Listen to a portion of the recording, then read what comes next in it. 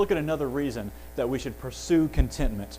In 1 Timothy 6, verse 9 now, Paul continues, "People who want to get rich fall into temptation and a trap, and into many foolish and harmful desires that plunge men into ruin and destruction.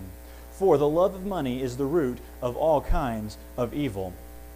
Second reason we should pursue contentment is because discontentment causes harm. It actually can hurt us. Now here, Paul writes that being discontent, pursuing more, that's a trap full of harmful desires. It hurts us to pursue those things more and more, to live for the things of this world. It's bad for us. He says then that the love of money is the root of all kinds of evil. Now this is, I believe, one of the most misquoted and one of the most misunderstood and one of the most mistranslated verses in the entire Bible. Now, the NIV, I think, gets the gist of what this is trying to say, and they translate it well, but it's not really perfect. They say that the love of money is the root of all kinds of evil. Well, in the Greek there, that kinds is not actually there. Literally, it says, the love of money is root of all evil. But I think other translations maybe take it a little too strictly. They add in this definite article, and they say the love of money is the root of all evil. They make it very definitive, almost as if they seem to imply that where there is no love of money, there is no evil. If something evil takes place, it's because somebody loved money and brought that evil about. But I don't think it's that exclusive either. I want you to consider this translation. William Barclay translates it like this, and I like his translation best. He says, the love of money is a root from which all evils spring. I think that's the best way to put this translation. All evil can come from a love of money. It doesn't always, but if the circumstances are right, loving money can really cause anything bad to happen. But how can really wanting to get rich, how can loving money, how can pursuing those things, how can it hurt us? How can it be harmful? Well, for one thing, if we want it now, we're probably always going to want it. Ecclesiastes 5:10, Solomon, one of the richest men in the world, says, "Whoever loves money never has money enough. Whoever loves wealth is never satisfied with his income." This, too, is meaningless. Also, pursuing these things with our lives, it's dangerous, it's harmful, it's damaging. Ecclesiastes 5:13 says, I have seen a grievous evil under the sun, wealth hoarded to the harm of its owner, or wealth lost through some misfortune, so that when he has a son, there's nothing left for him. You ever know someone, we use the phrase to describe some people who work themselves to death? You ever heard that phrase or known anyone like that? Some people like to work themselves to death. Well, some people do that not just to survive. Some people work really, really hard just because they don't have enough. They want more. Some people work 60, 70, 80 hours a week just because they don't have enough money. They're not making enough. They don't have enough things in their house. And that's damaging. That's physically unhealthy. That's mentally unhealthy. People literally can work themselves to death. Not to mention that when we pursue money, when we put that first, that can sometimes tempt us to do wrong things to get the money. That's why some people work as drug dealers. That's why some people work at abortion clinics, because they get paid for it. The ends justify the means in that case. And besides all of this, it's pointless to pursue money because it really has a backward effect from what we think. We think that the more we have, the more things we can get, the more secure we'll be, the happier we'll be, because everything will be good, our life will be nice then. But it actually has a reverse effect. The more things we have, the more we have to worry about it. We have to worry about balancing out more checkbooks. We have to manage money markets and accounts. We have to worry about having to protect the money, have the right security systems, and to watch the economy, make sure our investments go well. There's just a lot of trouble to have those things and to pursue those things and live for those things. It's just difficult on us. And on top of all that, wealth is a very fleeting thing. You don't know how much you'll make for something. You don't know if your investments are going to go downhill or not. All that for something that in the end really can only hurt us. It's not worth it. I knew an old lady, I'm actually related to her. She passed away a few months ago. But she, in her older age, she didn't live nearly as long as she could have, but in her older age, she had very, very poor health because she worked very, very, very hard her entire life. Now, I'm told through my family that the reason she worked so hard was not because she had to survive or because she had to get by. The reason she worked so hard was because she just didn't really have enough, and she always wanted a little bit more. She was focused on keeping up with the Joneses. So she always wanted the nicer TV, and she always wanted the nicer furniture, and she always wanted the nicer dinnerware. She didn't have quite the things that she wanted, so she always worked more.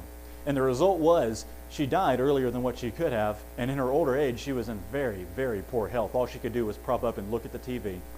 She had a very poor old age because she worked herself literally to death. See, pursuing things of the world, it can actually be harmful to us. It can hurt us. But we worry sometimes, if we don't pursue things, we're not going to have enough when we need it. What if I need it later on? Well, in Hebrews 13, verse 5, it says, keep your lives free from the love of money and be content with what you have, because God has said, never will I leave you, never will I forsake you. We don't need to worry about the future, because we have a God who cares about us, and He takes care of us. Godliness with contentment really is great gain. If we can keep from putting too much value on the things of this world, on the temporary things, we are guaranteed to be happier. Absolutely guaranteed. But how do we be content and happy in our lives? I am absolutely 100% convinced that contentment begins with thankfulness. We should be thankful, first of all. Always thank God for the things that we have, because we don't deserve them. We had some friends over just this past weekend. A few of my friends from college came. They were here Friday night. And they were standing around and talking with us, and we were showing them the house and the church and everything. And they said, this is a really, really nice setup. You guys have really got it made. And going on and talking about how good our lives here are. And I just kind of smile and say, oh, well, thank you. Like I did something, like I deserve it or something. And these people, they tell us how great we are. It makes me realize how blessed me and Bree really are. We have a lot of things that we don't deserve. So be thankful for what you have. Be thankful and happy. Be content. So we should always be pursuing contentment, always. Because first of all, the things of this world, they're just fleeting. They're temporary. They don't last. We know that discontentment can hurt us. Now let's look at one more reason that we should pursue contentment. We should try to be content. In 1 Timothy 6, the end of verse 10 there, simply says, some people, eager for money, have wandered from the faith and pierced themselves with many griefs. Last reason to be content. Discontentment can kill faith. Discontentment can kill faith. It doesn't just harm our minds and our bodies. It can hurt us spiritually as well. Now here, Paul talks about an actual reality. This is something that happens all the time. People wander away from the faith because they're looking for more of something. And as they're looking for more than something, they start pursuing those things, and in the process, they lose sight of God. And then he adds on here that they have pierced themselves with many griefs. The reason that these people are grieved, the reason that they are unhappy, is because they've traded a good lifestyle. When their faith suffers, they've traded a good lifestyle for something that's not happy anymore. They've stopped being happy because they're not content. They've traded something wonderful and eternal for something that's not going to last them forever. People who do this sort of thing, they fall into a trap of thinking, if I can just get a little bit more, if I can just get that little bit of a raise at work, if I can just get that really nice TV, if I can just get the car I want or the house I want, then I'm going to be happy. But it doesn't work that way. In the process of pursuing more, they forget who God is. In Luke 3, verse 14, several people are listening to John the Baptist preach. And people are asking him, how do we be saved? And it says some soldiers came to him and they say, what should we do? And he replies in verse 14, don't extort money and don't accuse people falsely. Be content with your pay. Don't do things that are wrong, that are spiritually, morally wrong, that are damaging your soul in order to get more. Be happy where you are. That discontentment, it hurts our faith. You know, when someone's faith is damaged because they're discontent, their faith doesn't just get damaged and die instantly. They don't wake up one morning and stop believing in God. It dies slowly over time. They slowly start to push God out of their lives little by little to make room for anything else, for money, for stuff, for sex, whatever it is that they are pushing out of the way to make room for God. And Jesus warned about letting this sort of thing happen. In Luke 8, verse 14, Jesus tells a parable about a man scattering seed in his field, and all the seed represents people and how they hear the word of Christ and what happens with their faith when they hear the word. And the seed grows up, and some of the seed grows into thorns. It gets strangled. And in verse 14, Jesus said, the seed that fell among the thorns stands for those who hear, but as they go on their way, they are choked by life's worries, riches, and pleasures, and they do not mature.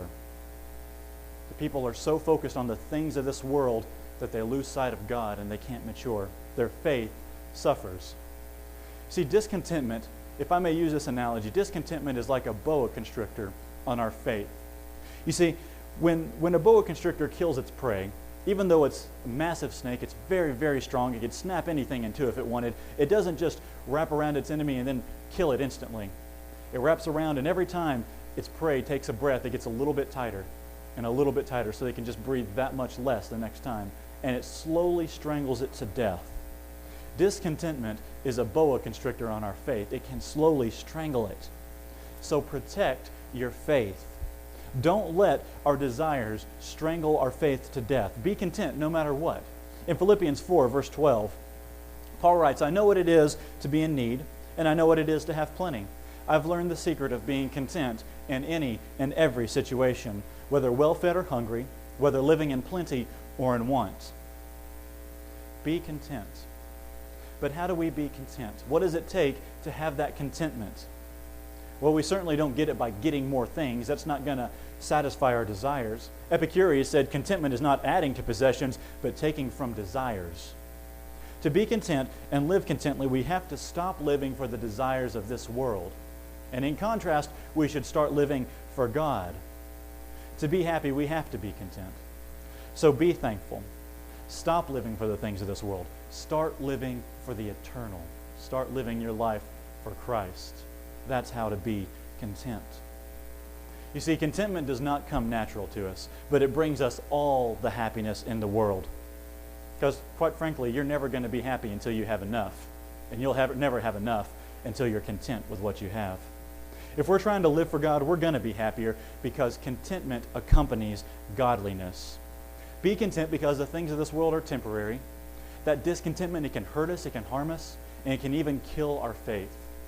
So be content. Be happy where you are. Now, I talked earlier, I asked if we can be content can there be contentment without godliness? Well, I said it may seem like it to a degree, but really you can't fully, wholly be content without that degree of godliness in your life. Because contentment is being happy with what you need. If I have clothes, I have a roof over my head, and I have enough food to live on, I should be happy. That's contentment. But if we don't have that godliness, if we don't have the presence of Christ in our lives, we really don't have everything that we need. So that's not called contentment anymore. That's called complacency. And that is dangerous.